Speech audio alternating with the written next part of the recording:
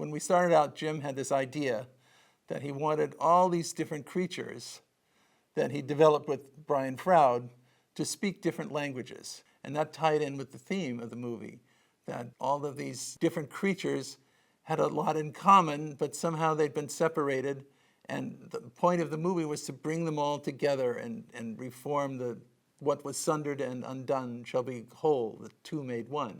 We decided that the Gelflings would speak English, but that the other creatures would almost be like creatures in a silent movie. You'd tell what they were thinking and saying and doing by watching the images and hearing the screeches and cries on the soundtrack and by the music and the photography. And that Jim was very confident that his puppeteers were so good that they could improvise any kind of alien language necessary.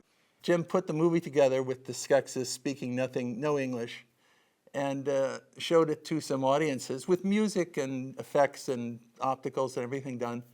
And some of the younger members of the audience kept asking, "Mommy, what is happening?" So it became obvious that we had to revoice some of the alien characters and give them English dialogue.